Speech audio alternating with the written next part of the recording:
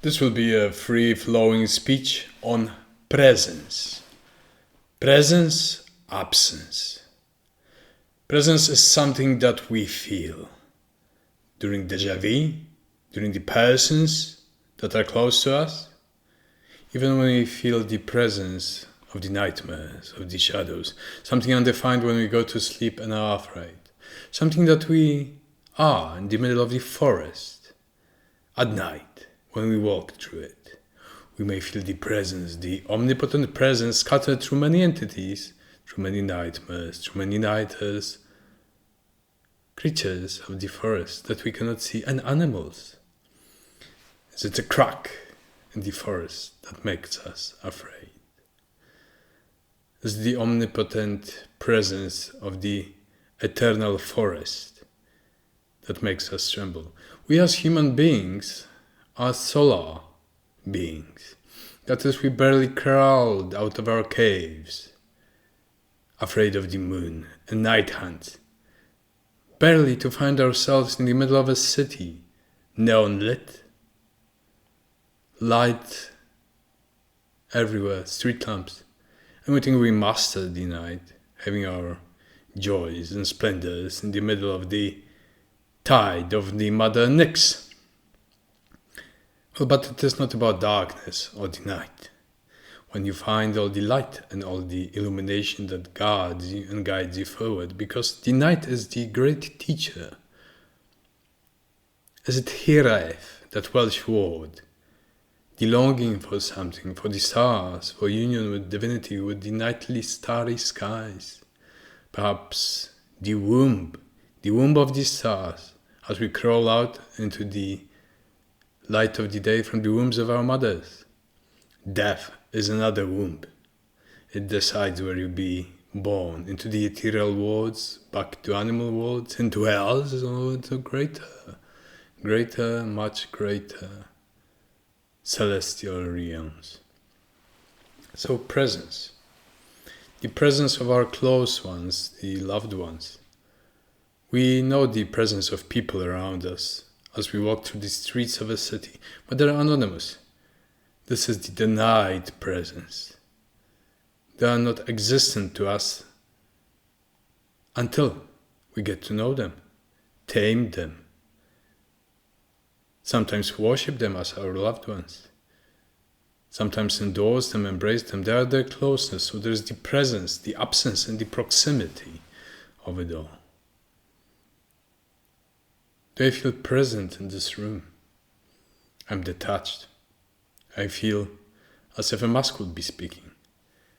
Did I notice the presence of this demon left there in the corner that moved over there? If I wouldn't see it, I would feel the abject presence. But because I see it, the presence is much more close and tamed. That's why the absent things that are present are inspiring so much terror, sadness, and longing. The absent things that are present in our memories, in our lives, lead us to the greatest delights and horrors and woes. Once I've been to a house near Sklarska Poręba in the mountains called the Presence. It was the most haunted building that I have ever witnessed. With all the witches, Germanic witches of the forest, with all the forest folk, with all the mountain folk that do not like when mortals invade their lands. Fleshy, carnal mortals with flesh and bones and joints and skins and minds living their breaths. Because there are two deaths and two lives. There's the Eros and Thanatos. And within Thanatos we find both Eros and Thanatos, and within Eros we find both Thanatos and Eros. Disincarnate and embodied. I may be embodied, my soul is embodied in a carnal flesh. Therefore that is an erotic component. When I'll die, my cadaver will be belonging to Thanatos, and my soul, if it falls apart into the black shade, will belong to the deep Thanatos. Thanatos, Thanatos. However, if after my cadaver dies to Thanatos, and my soul re-emerges triumphant, This won't be a death. That will be an Eros in Thanatos. Because from the perspective of a mortal, I would be dead. And my soul non-existent. From the perspective of my soul, I would be living on. A completely different existence. From the perspective of my spirit, I would be an immortal. Watching the living as if dead. Carnal existence I would see as a spirit, as a soul, as a death, as a Thanatos, embodied in the world of nature, of Aphrodite genetrics. So, what is the full presence? This Eros, Philia, Agape, the duotemic triad, we feel most present in orgasm, in awe, in great love, in perfection. In utter fulfillment, we feel greatly present. When do we feel absent? In black melancholy, in the nights of the soul. In the cosmic alienation, we are absent, though we are present. Thusly said, I wish you a full present and commitment in every single moment of your life, because there will be a time for absence. And may your loved ones be always present, if departed, in memories, if departed, as living souls and spirits. I interacted all too much with the worlds of the spirit, both that of the erotic spirits and thanatarchic spirits. I don't seek answers because I have necessitated arguments. I have something that is called a certainty. Some people think whether there is life after death. I don't question it. I have a certainty because I observe it all too much. Epistemologically, experientially, empirically, even when it comes to more senses than our basic ones. So, just like with metaphysics, you may wander amongst the deserts and find mirages there, thinking that you found something. But if you live metaphysics, live the divinities, you find very complex certainties or very complex theologies. Hit and run. Miss or be correct. It's an approximation, but as long as it works,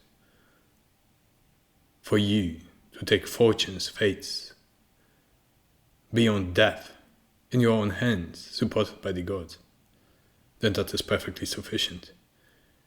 To know that the world soul is full of presence, the hecatic anima mundi. That's a question of perception and the vector of seeing. If you perceive the world as completely dead, the cosmos as dead, that means you're dead within. The astronauts that went to the moon brought the wastelands, spiritual wastelands from Earth with them, and they've seen nothing.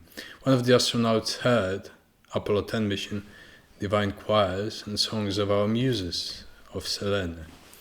And he wondered whether it is a radio interference or some equipment failure. He went back to his senses and forgot about all of it. It's all recorded. It's in the transcripts of Apollo 10 mission. So don't bring wastelands and death along with you. And the change of perspective means that you see the world as a soul, luminous, organic, and great. And you participate in it. You no longer avoid hunger. In alienation, cosmic alienation, hanging the great cosmic voids, falling through the cosmos like a dead soul. This change of perspective, seeing the world as divine, the panentheistic perfection and wholeness, with various harmonies, cacophonies, entropies, changes, movement, warring of particles and forces and great ontological powers, then you participate in it. You're no longer alone. You're no longer in the absence. You're perfectly present because you are within a perfect presence. Thank you.